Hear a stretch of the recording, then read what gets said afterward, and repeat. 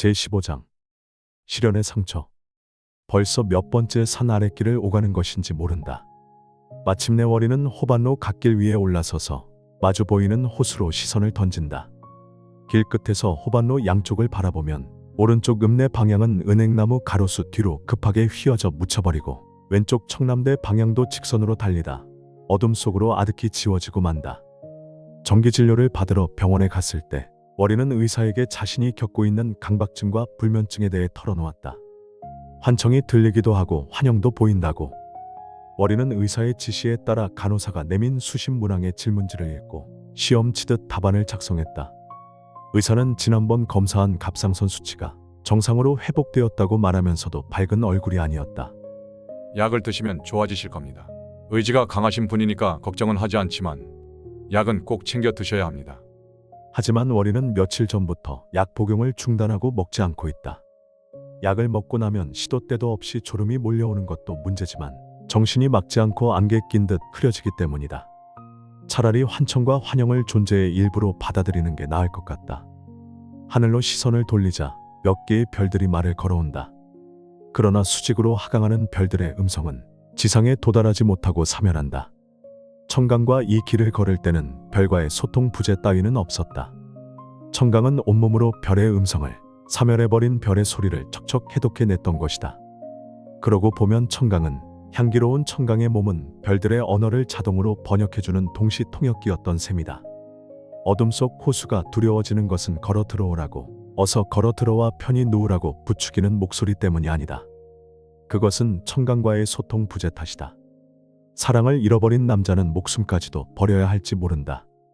월이는 그런 생각으로 눈시울이 젖는다. 약을 다시 먹어야 할 것 같다고 생각하지만 먹지 않으리라는 것도 월이는 알고 있다. 호반로로 달리는 자동차 불빛이 어둠을 들추면 들판의 벼들이 도깨비처럼 푸르딩딩하게 웃는다. 그러나 그들은 꿈결인 듯 어깨를 한번 뒤척이고는 이내 다시 어둠을 이마까지 끌어덮는다. 벼들의 밤잠은 고나다. 길섭의 풀들은 잠들지 않았던 것처럼 미소 짓고 있는 것 같아도 사실은 깨지도 않고 낮게 코를 고는 중이다. 산 아랫길 옆으로 흐르는 계곡은 남의 애인 같은 밤하늘을 올려다보면서 외롭다고 운다. 흐흐 크흐흐. 산기슭에 기대어 누운 떡갈나무는 잠 못 이루고 뒤척이다. 천식을 앓는 것처럼 장기침을 연신해댄다. 월이는 문득 걸음을 멈춘다. 갑자기 길섭의 풀들 속에서 반딧불이들이 하나로 모여 등대처럼 적막한 바닷길을 연 것이다. 헤아려 보지 않아서 몇 번째 오가는 길인지 알 수 없지만 월인에게는 그저 길 아닌 길 없는 길이었다가 비로소 보이는 바닷길이다. 누군가 뛰어들라고 충동질이다. 돌아보면 아무도 없다. 월이는 그제야 환상이고 환청임을 깨닫는다. 까닭없이 자꾸 눈물이 난다. 예정된 진료일이 돌아오기 전이라도 의사를 만나 봐야겠다는 생각이 든다. 월이는 환상과 환청 속에서 간신히 현실의 길을 찾아 조심스럽게 걸음을 뗀다.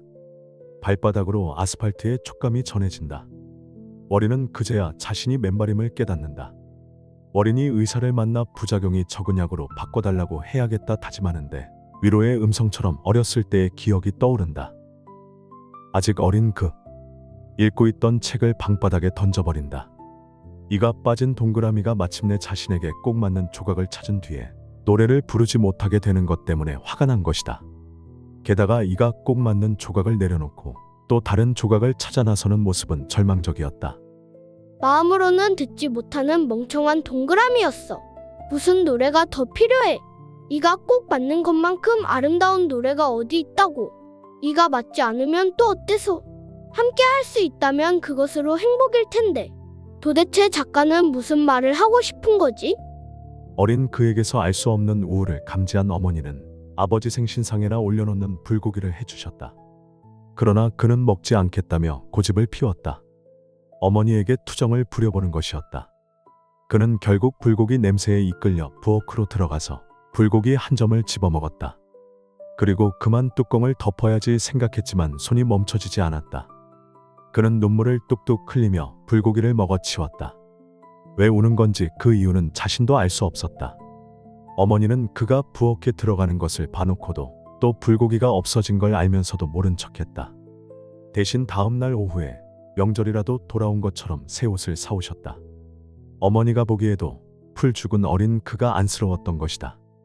새 옷 때문은 아니지만 마침내 그는 이가 맞는 조각조차 내려놓고 또다시 짝을 찾아 나서야만 하는 이가 빠진 동그라미의 그 막막한 여정의 아픔을 극복했다. 대신 그에게는 자신의 조각은 누굴까 하는 상상으로 사람들을 바라보는 습관이 생겼다. 남자친구나 옆집 아주머니가 자신의 조각처럼 군다고 느껴지면 그는 거부의 표시로 고개를 세차게 흔들며 달아났다. 영문을 모르는 상대방은 멍하니 어린 그의 뒷모습을 바라볼 뿐이었다. 마음에 드는 여자아이를 자신의 불완전한 동그라미 속에 끼워보는 상상을 하다가 돌부리에 걸려 넘어지거나 무릉덩이에 빠지는 일도 종종 있었다. 그것을 목격한 어머니가 그냥 지나칠 리 없었다. 다음 날 어머니는 영양제를 사왔다. 그가 허약해진 탓이라고 지레짐작했던 것이다. 짙은 갈색병에 든 약은 지렁이 똥같이 생긴 데다 막까지 니글니글해서 구역질이 났다. 그렇지만 어머니가 엄하게 감시하는 통에 몰래 뱉어 버릴 수가 없었다. 약은 본래 먹기가 나쁜 것이지만 결국 너를 건강하게 만들어줄 거야.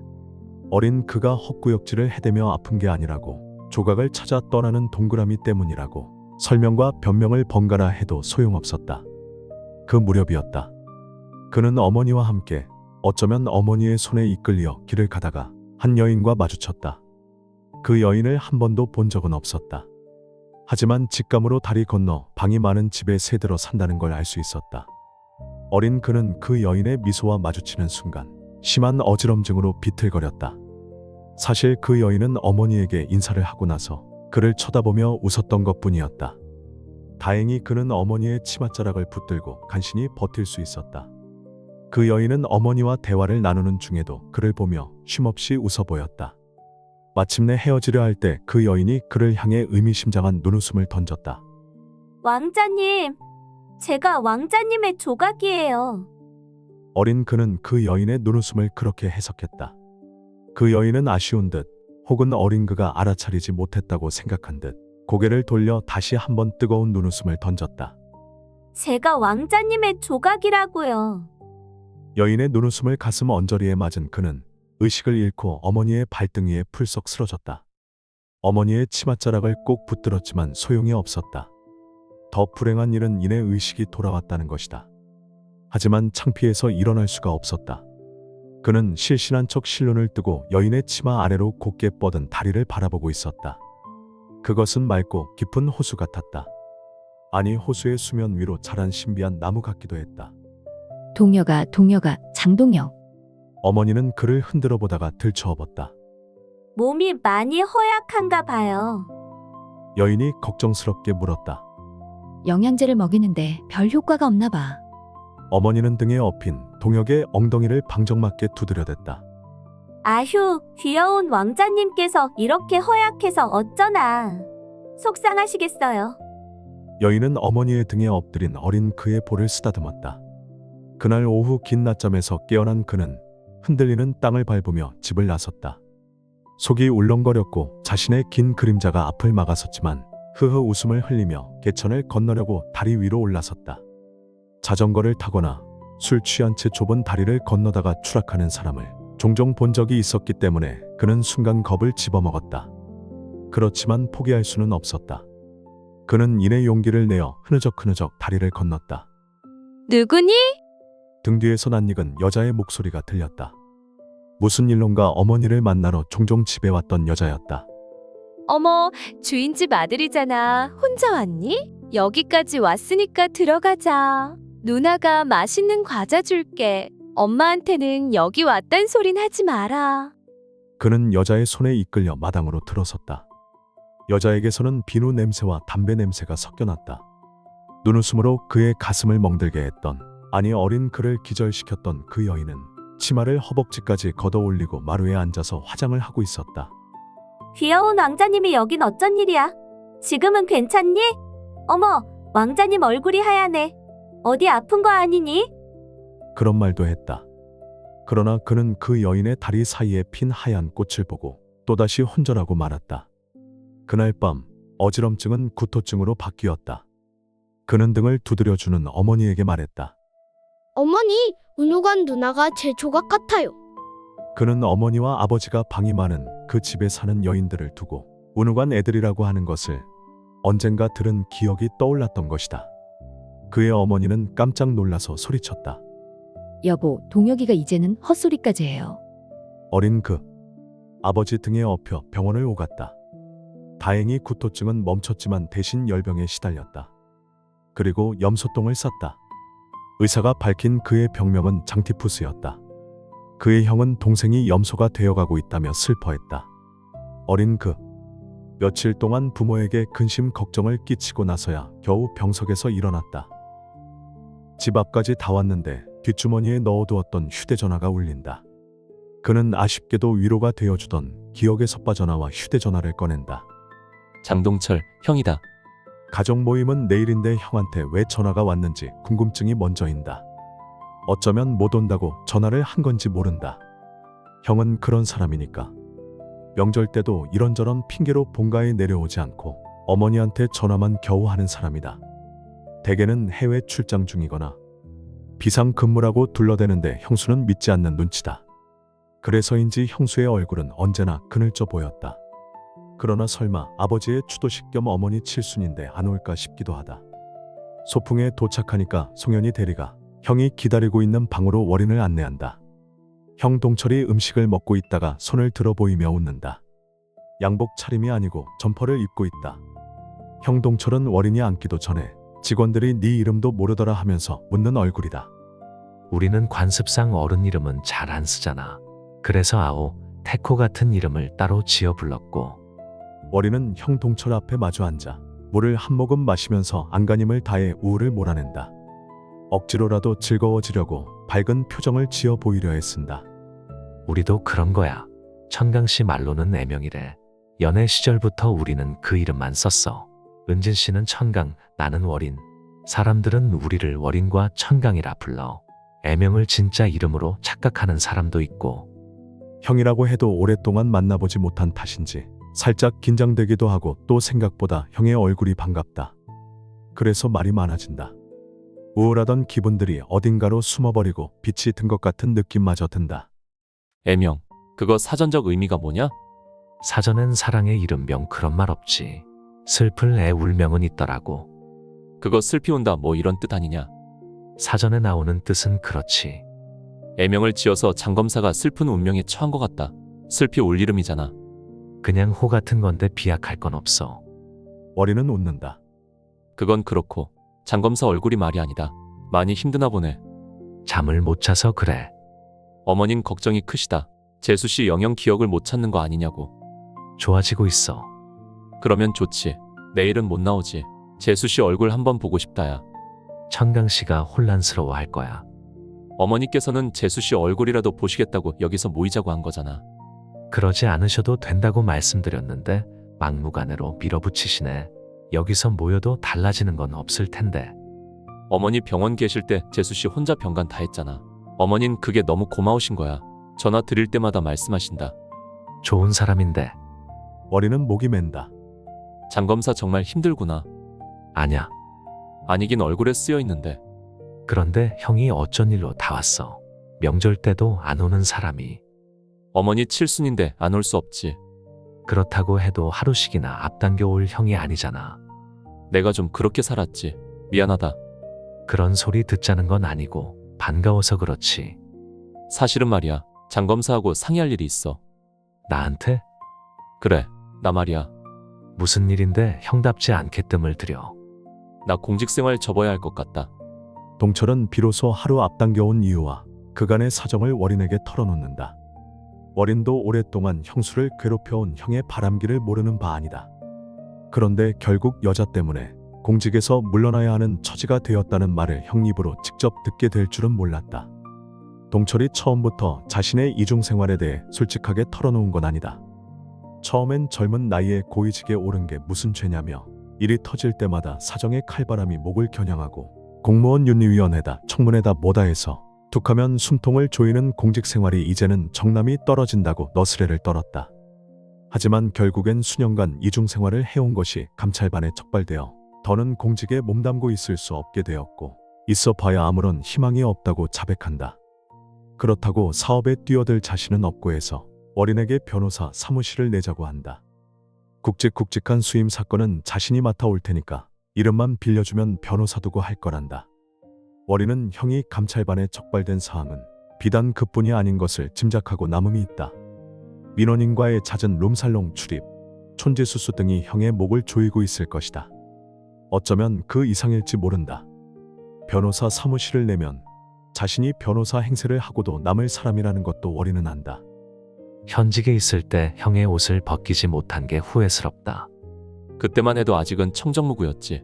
털끝만큼도 오염되지 않았었다고. 사랑에 빠지지 않았다면 지금도 그랬을 거야.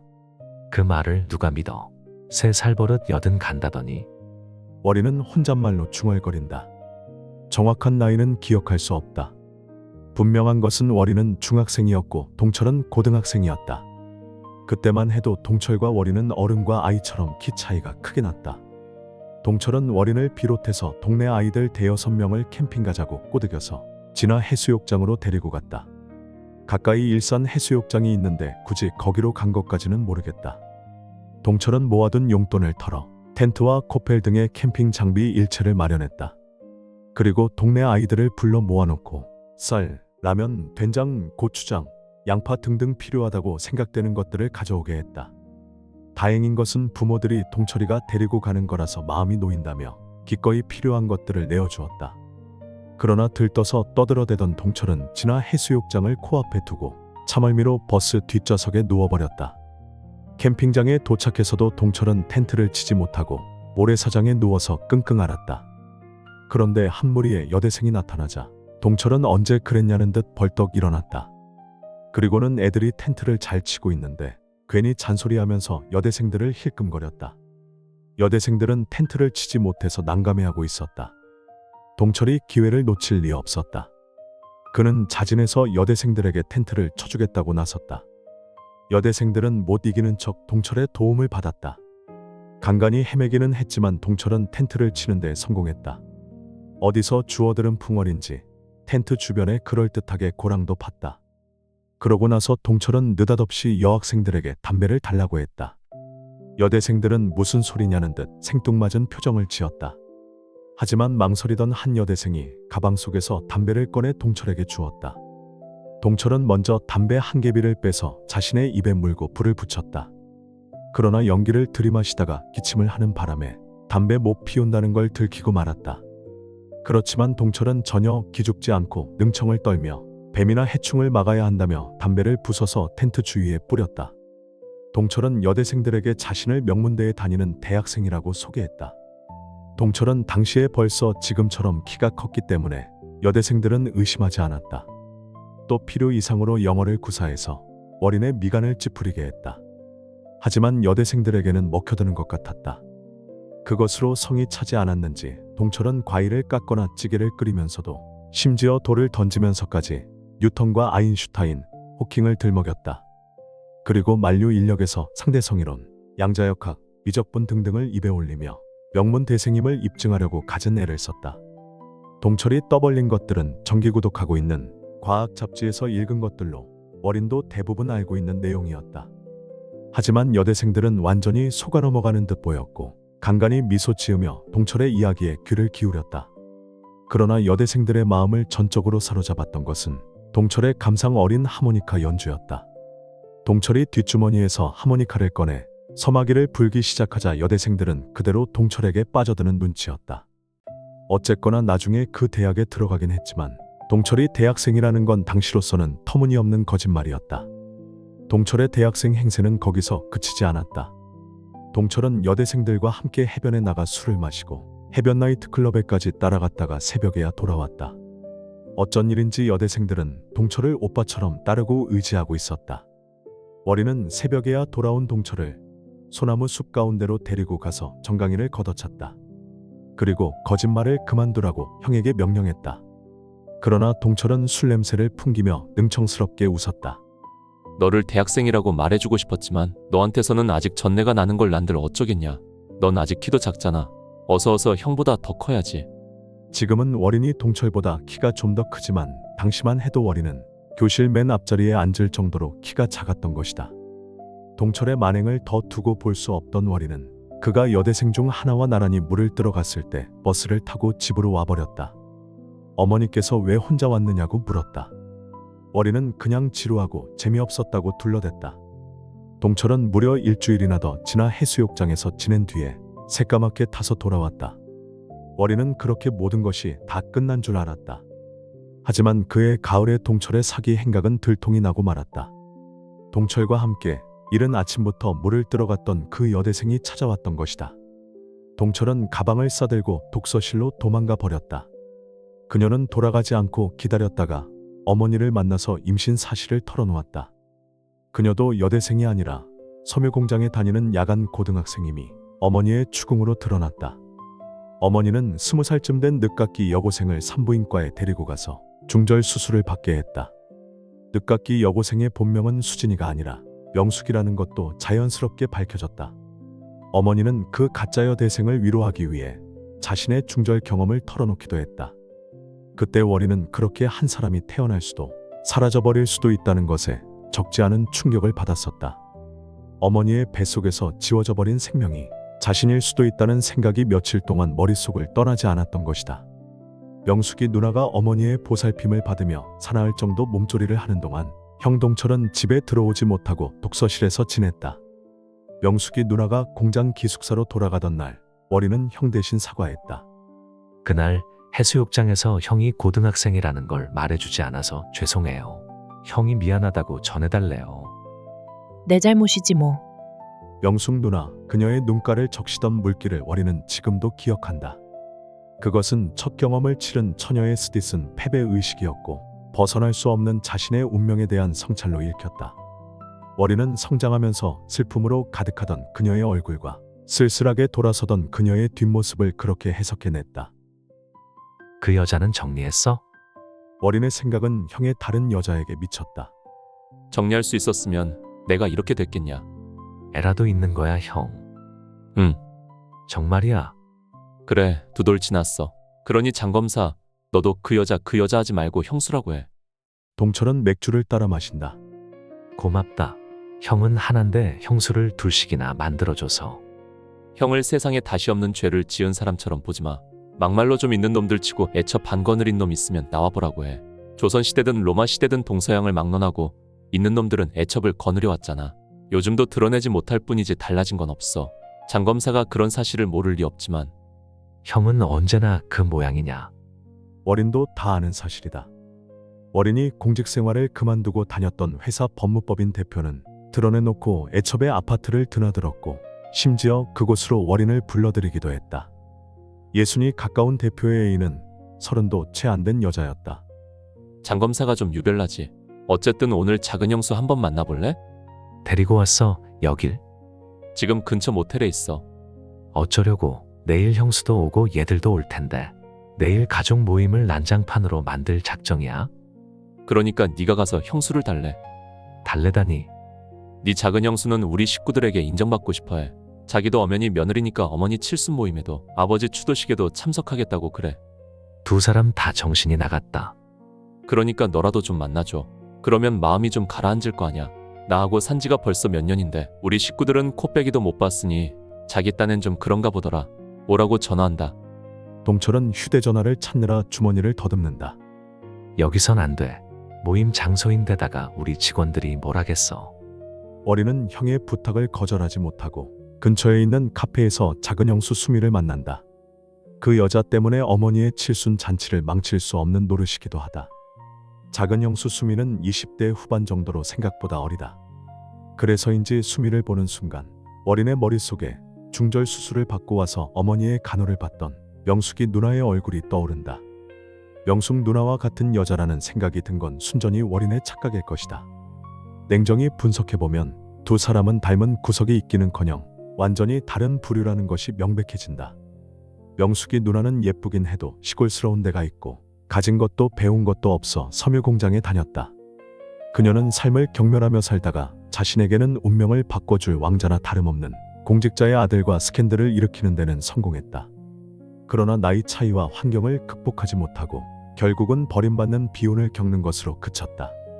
반면에 수미는 척 봐도 귀족적인 데다 대학까지 나와서 어쩌다 본처가 아닌 후처 또는 첩으로 살게 된 데 대한 슬픔이 켜켜이 내려앉은 얼굴이다.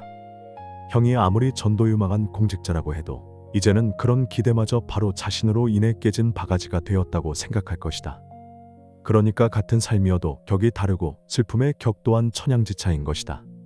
자기 운명을 개척하는데 실패한 명숙 누나보다 운명적 사랑을 선택한 수미의 슬픔에 월이는 더 연민이 간다. 명숙 누나는 과거의 일이고 수미는 현재의 일이어서 그렇겠지만 어떻게 조카가 2살이 되도록 그렇게 지내셨습니까? 그동안 많이 힘드셨겠습니다. 야단부터 쳐야겠다는 생각과 달리 월이는 수미를 위로한다. 동철은 그럴 줄 알았다는 듯이 웃고 수미는 수줍은 듯 얼굴을 붉힌다. 하지만 형수님, 월이는 일부러 형수님의 힘을 주어 부른다.